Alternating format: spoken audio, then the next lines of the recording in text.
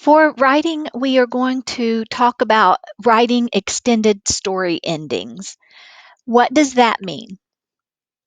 How can you wrap up a story besides saying the end, I am finished, or that's all?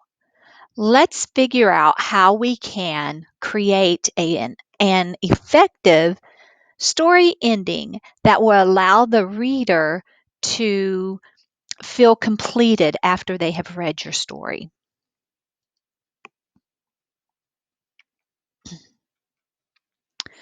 So, an author plans a story, crafts an entertaining beginning, describes the story critical characters, the settings, and objects, builds suspense, creates fully elaborated main event, and solves the problem or concludes the adventure. So, now what after you have planned? Now what?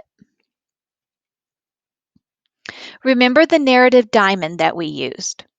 You have an entertaining beginning and elaborate details, which is the settings and anything that takes place, and then you build suspense to the story.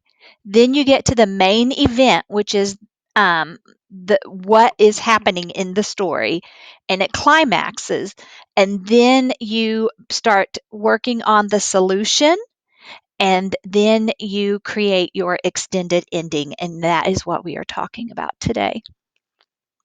It's time to write an extended ending. These endings don't work. I went home and went to bed. I woke up. It was just a dream. I hope you enjoyed reading my story. They lived happily ever after. The end. These endings are not good, strong endings. I went home and went to bed. I woke up. It was just a dream.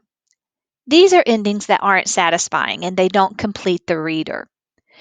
Um, they're predictable, they're boring, they are just abrupt and just end, or they're disappointing to the reader because you're like, well, what happened? I don't know what happened in the story. Or I don't know how the problem had a solution. I don't know how did it finish. So a satisfying extended story ending. Wilbur never forgot Charlotte. Although he loved her children and grandchildren dearly, none of the new spiders ever quite took her place in his heart. She was in a class by herself.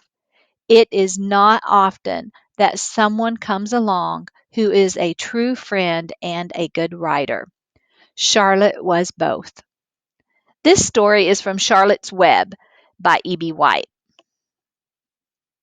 And this is how E.B. White finished the story. It wrapped it up in one um, paragraph of how Wilbur felt about Charlotte. That was so good. I didn't want it to end. Have you ever read a book and you're like, oh man, I wonder what happened next? That's what you want to do whenever you are writing a story. Cooking up a great ending. Authors ask these questions about the main character. A memory. What did you remember most? Feelings. How did you feel about what happened? Wish or hope. What would you wish or hope for? Decision. What did you decide? And defining action. What did you do?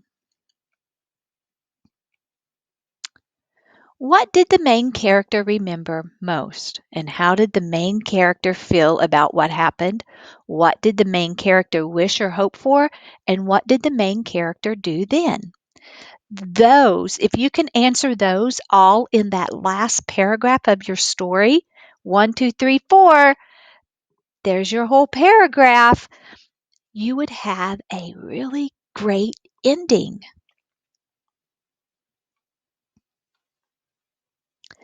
A satisfying ending needs to show how the main character has grown or changed. So, Wilbert never forgot Charlotte. That's a memory. Here it is. Although he loved her children and grandchildren dearly, none of the new spiders ever quite took her place in his heart. She was in a class by herself. That is a memory. Wilbur was remembering Charlotte, feeling, and then in the next sentence, he gives a feeling. It is not often that someone comes along who is a true friend and a good writer. Charlotte was both. And then a decision that he made. Um, oh, go back. I think I can go back. Nope, I can't.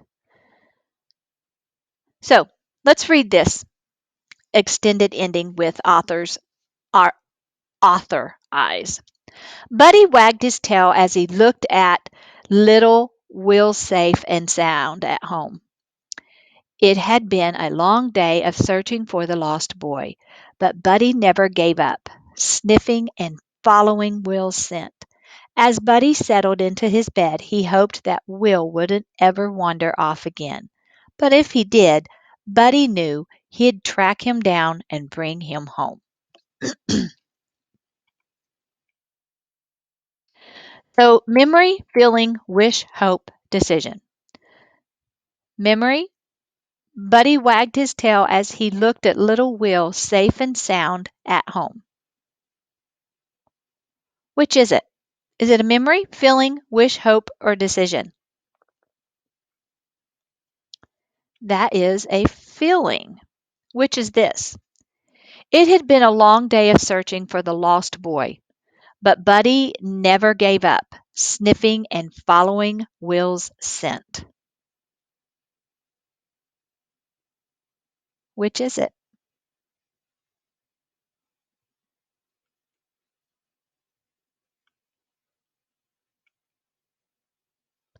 As Buddy settled into his bed, he hoped that Will wouldn't ever wander off again. Which is it?